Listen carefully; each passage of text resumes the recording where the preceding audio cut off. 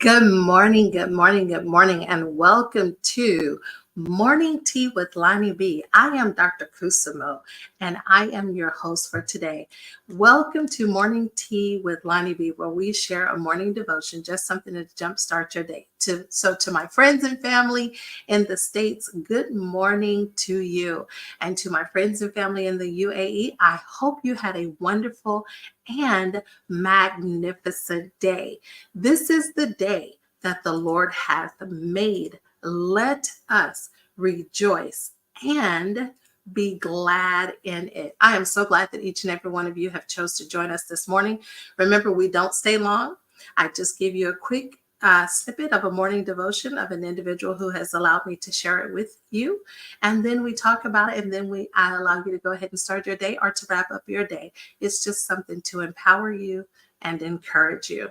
So let's go ahead and get started. But before we do, let's see who's out there. Good morning, Aunt Cynthia. Good morning, Aunt Betty. Good morning, Miss Vivian, y'all. Please say congratulations in the chat to Miss Vivian. She just actually elevated herself with CASA. And if you're not familiar with CASA, please look them up at casa.org. That's CASA.org. And good morning to my chocolate sensation. So let's go ahead and get started and dive into this morning devotion. This morning devotion comes from Matthew 8, 5 through 13. I will be reading the New International Version. The faith of the centurion. When Jesus had entered Capernaum, a centurion came to him asking for help. Lord, he said, my servant lies at home paralyzed, suffering terribly. Jesus said to him, shall I come and heal him? The centurion replied, Lord, I do not deserve to have you come under my roof, but just say the word, and my servant will be healed. For I myself am a man under authority, with soldiers under me.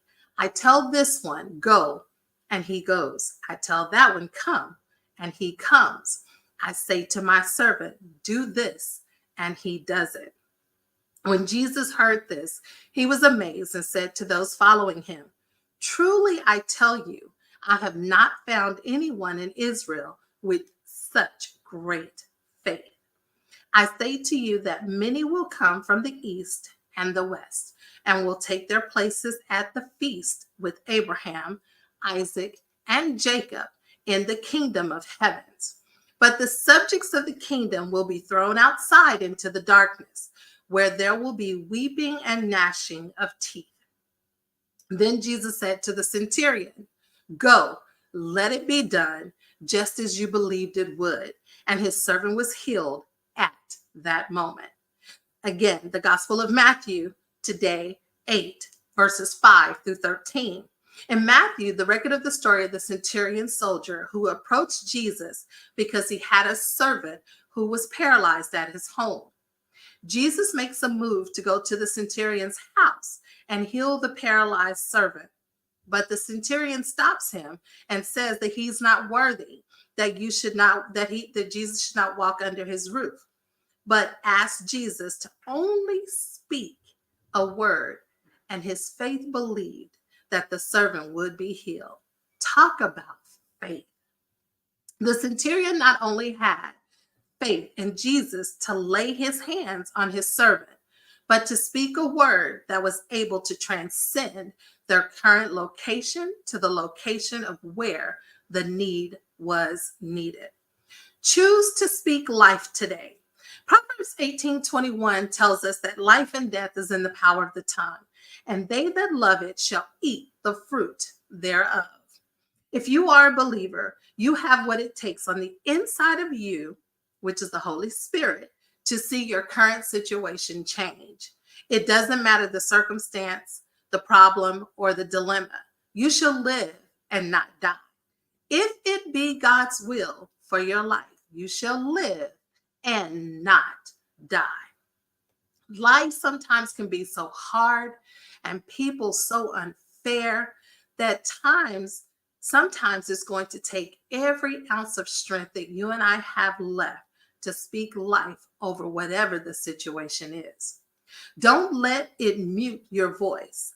If we are heirs of God and joint heirs with Christ, that then means we too have the same ability to speak and things happen. Why? Why is this? Because God is on our side. Take the time out today and speak life over your mind, your body, your soul, and your spirit. Speak life and not death. Need I say it again?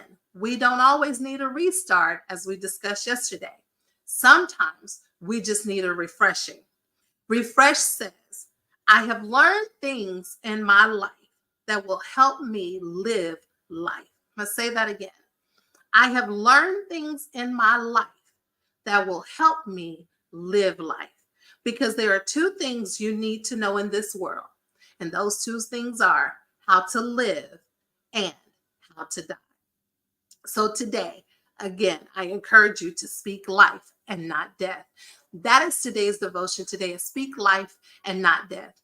And you know, as easy as it sounds, it's often so hard to do because we look at our current situation, and our current situation has us thinking that it's going to be an end situation. It's going to be the death of a situation, and that death is not a positive, even though death can always sometime mean that it's going to be a good thing, right? Because some things we want to put to death: old habits, bad ways, past thoughts, past situations that actually kept us in bondage. And when we become free, it tries to creep up. So some things we do need to put to death. But the only way we can put it to death is that we speak life over it. Remember, what we say and put in the atmosphere is what can become of our situation. So sometimes, you know, we say that cliche. You can look at the glass half empty, or you can look at it half full. Well, today I encourage each and every one of us to look at it half full, because when it's half full, then that means we only need the other half to be full for us to accomplish what we need to be. But when we look at it half empty, then we're already looking at it in a defeat state. So today, speak life over your situation. Speak life over people's situations that have reached out to you, and ask you to help them, pray for them, support them, uphold them, believe in them. Speak life into their situation, even though the odds of man says not so. But we serve a God that we know that can say it is so. And he can do it in a second. He can do it in a minute. He can do it in an hour, a week, a month, or a day, or even a year. Nevertheless, When he does it, it is done. And no one can take that away from you. So again, today, I encourage you, whatever you're facing, whatever you're looking into, it may not look the best. It may not seem that the joy is going to be on the other side. But as you go through it, the word is through it. Remember to speak life. That is your morning tea with LonnieB for this morning. I thank you all for joining. Please share it. Please bless someone and talk to them just as well as I've asked you to speak life. When you go into the office today or you go around friends and family, when they begin to speak words that actually sounds like it's going to speak death, help them choose the words that speak life. So be a blessing, as I hope that I have blessed you today. Until tomorrow, same time, same place, we will be back here. And always remember my saying, smile. You owe it to yourself. No one does it better than you. Until tomorrow, have a wonderful day. Bye for now.